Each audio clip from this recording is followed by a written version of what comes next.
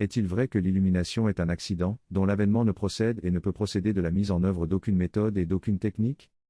Nous allons explorer quelques éléments de réflexion sur cette question. Mais nous allons rester dans des raisonnements logiques. C'est-à-dire rationnels. Nous n'allons accorder aucune place à des raisonnements illogiques. Et donc irrationnels. Quel pourrait être un exemple de raisonnement irrationnel ici? Si par exemple l'illumination était définie comme la dissolution de la personne, de sorte que si une personne disait qu'elle était illuminée, alors serait la preuve que cette personne n'est justement pas illuminée, puisque la personne disparaîtrait nécessairement dans l'illumination, de sorte que lorsqu'il y a illumination, il n'y a personne pour être illuminé. Eh bien, ce serait là un parfait exemple de raisonnement irrationnel.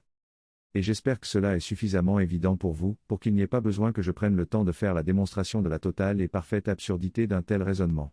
Et le fait que des millions de personnes dans le monde adhèrent à ces absurdités, n'en fait pas des choses sensées.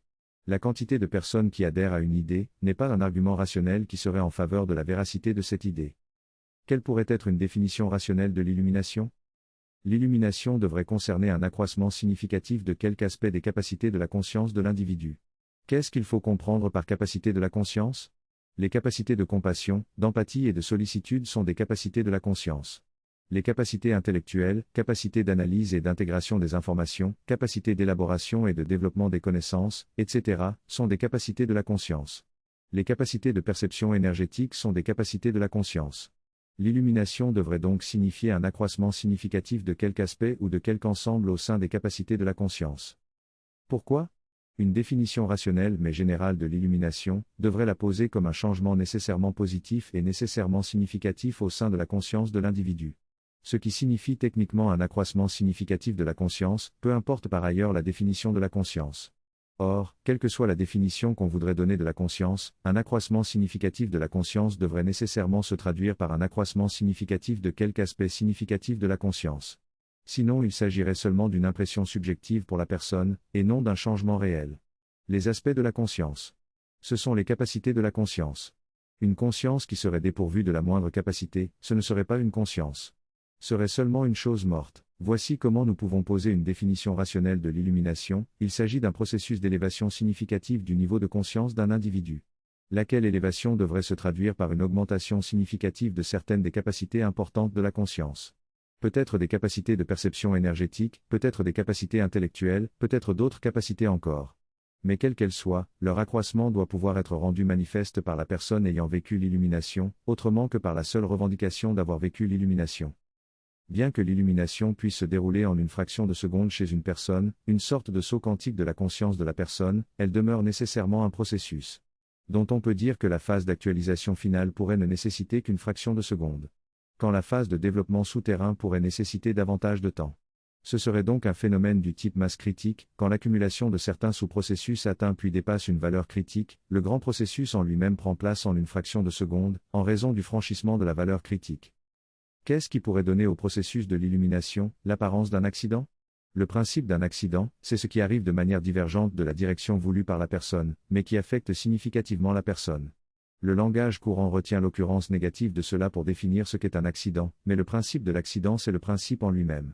Donc il peut être correct de nommer accident, une chose pourtant positive. Par exemple un joueur de football peut très bien marquer un but accidentel qui va donner la victoire à son équipe. Ou quelqu'un peut tomber accidentellement sur une petite malle contenant un important trésor en creusant pour planter un arbuste dans son jardin.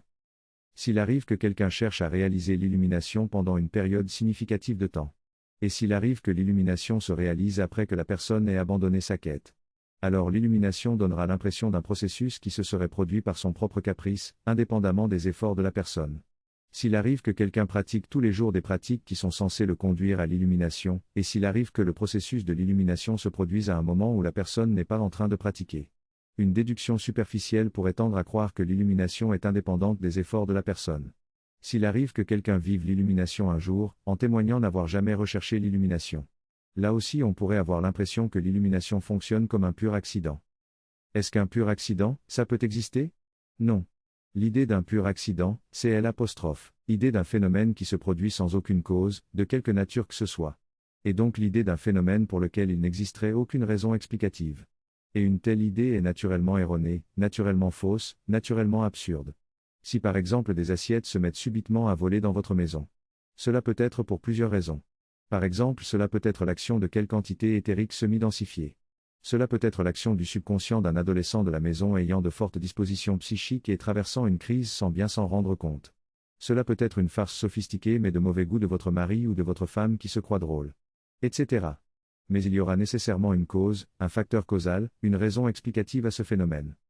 Chaque événement ayant lieu au sein de la réalité, il s'agit naturellement de quelques modalités d'activité au sein du substrat de la réalité. Et tout cela est régi par le principe de causalité. Quand un événement se produit, il se produit toujours en raison de la mise en œuvre de facteurs de cause qui l'auront précédé. Même si ces facteurs de cause le précèdent de quelques fractions de picosecondes. Le fait que vous ignoriez la cause d'un événement, ne signifie pas que cet événement n'a pas de cause. Cela signifie seulement que vous en ignorez la cause. Le fait que vous ignoriez les facteurs de cause d'un processus, ne signifie pas que ce processus n'a aucun facteur de cause. Cela signifie seulement que vous ignorez quels sont-ils. Donc il n'existe pas de pur accident. Donc l'illumination, même si elle arrive apparemment comme un accident, est nécessairement un processus qui possède des facteurs de cause. Quelqu'un peut vivre l'illumination parce qu'un rayon cosmique particulier lui aura frappé le cerveau. Ou parce qu'une puissante entité éthérique lui aura imposé les mains sur la tête. Ou d'autres raisons encore. Et il est tout à fait possible que les facteurs de cause d'une illumination donnée, soient du fait de la personne, que la personne en soit consciente ou non. Que venons-nous de dire ? Nous venons de dire qu'il n'est pas impossible qu'une personne vive l'illumination par l'action de quelques facteurs extérieurs à son fait. L'illumination étant un accroissement significatif du niveau de conscience, et la conscience étant essentiellement assimilable énergétiquement parlant à un champ énergétique. Il n'est pas impossible qu'un apport radical de stimulation énergétique venant d'une source hétérogène à la personne, puisse provoquer l'illumination chez une personne. Appelons cela, une illumination venue de l'extérieur. Nous disons ceci, cette forme-là d'illumination ne nous intéresse pas ici, bien qu'il soit possible qu'elle existe. Ce qui nous intéresse ici, c'est la forme d'illumination qui procède du fait de la personne, que la personne en soit consciente ou non. Dans certains arts martiaux, si le maître est suffisamment expert, il peut enseigner les fondamentaux de l'art martial à l'élève, sans que l'élève ne sache qu'il est en train d'apprendre les fondamentaux. Dans le domaine de la culture physique, le travail du schéma musculaire, un paysan qui se concentre sur une certaine variété d'activités physiques dans sa campagne, peut être en train de cultiver son schéma musculaire selon des canevas d'exercice tout à fait conformes aux normes professionnelles, sans même le réaliser consciemment. Est-il possible qu'une personne fasse des choses qui aboutissent nécessairement ou tendanciellement à un résultat significatif donné, sans pour autant pouvoir prendre conscience qu'elle est en train de faire ça ? Oui, c'est possible. Nous venons d'en donner quelques exemples ci-dessus.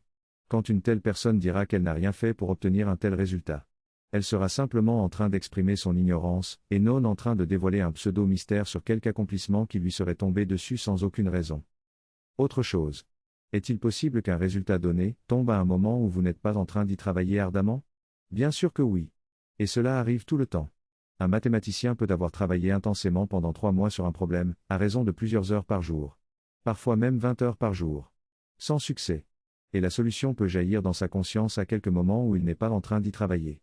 Peut-être aux toilettes, peut-être pendant qu'il est en train de faire l'amour à sa femme, peut-être pendant qu'il est en train de faire la sieste sous le cerisier de son jardin.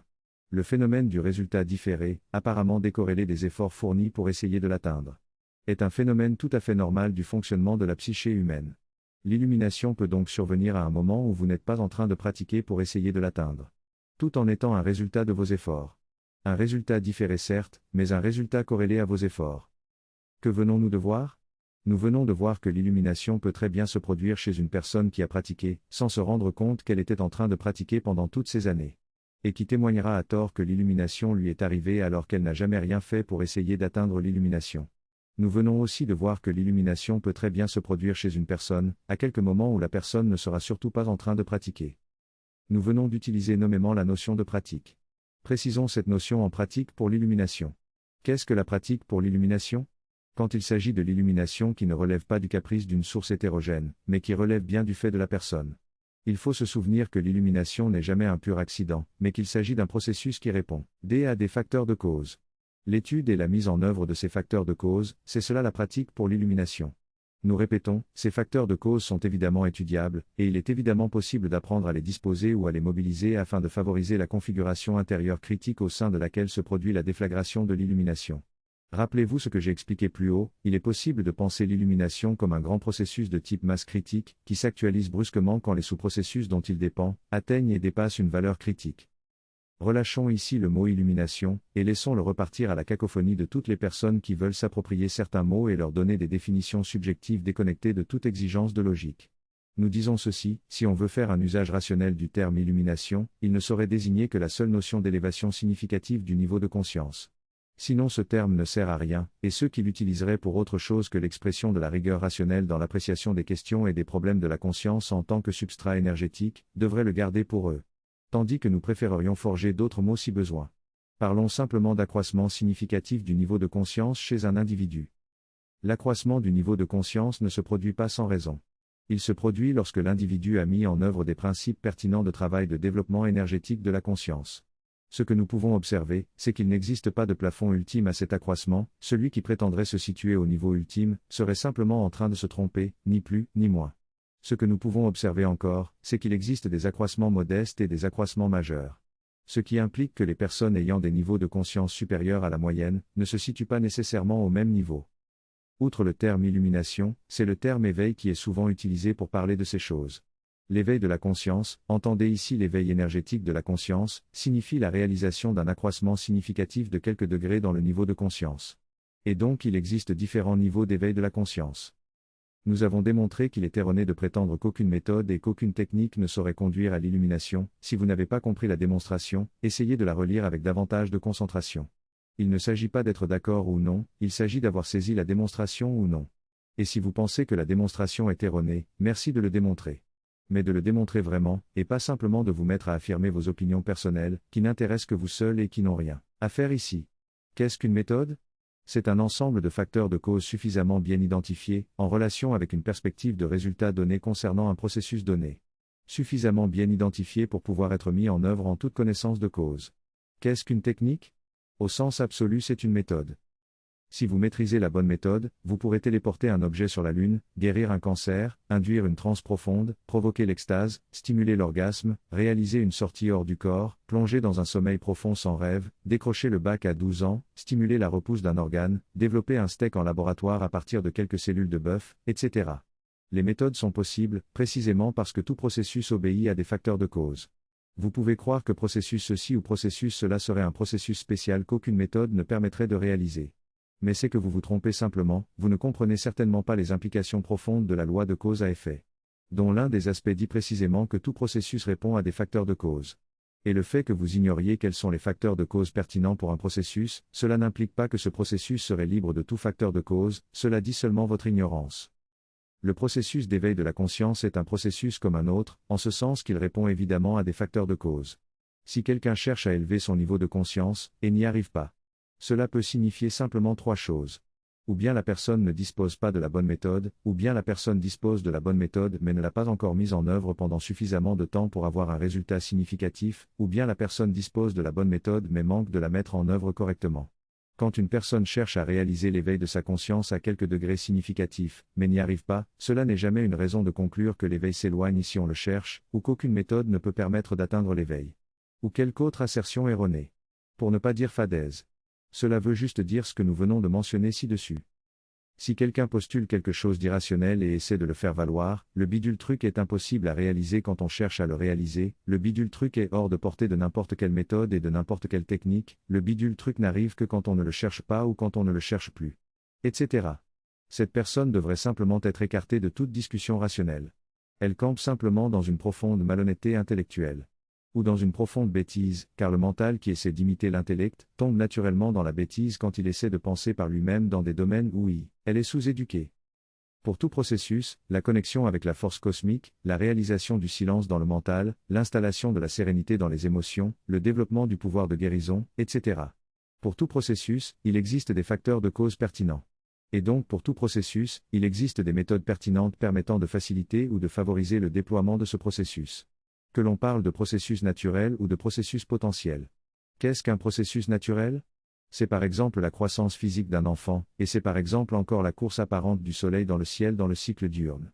Eh bien, si vous disposez des méthodes pertinentes, et donc des outils pertinents, vous pourriez accélérer sainement la croissance d'un enfant, ou accélérer sainement la vitesse de rotation de la planète, et ainsi accélérer la course apparente du soleil dans le ciel. Si vous croyez que c'est impossible, c'est que vous ne comprenez rien à la réalité. Qu'est-ce qu'un processus potentiel ? C'est un processus qui ne va peut-être pas se produire naturellement tout seul, comme l'ouverture de votre troisième œil, ou le développement de votre magnétisme, ou la formation d'un arc-en-ciel avec des angles droits, etc. mais pour lequel il existe des facteurs de cause par principe, dont la mise en œuvre pourra vous permettre de réaliser le processus.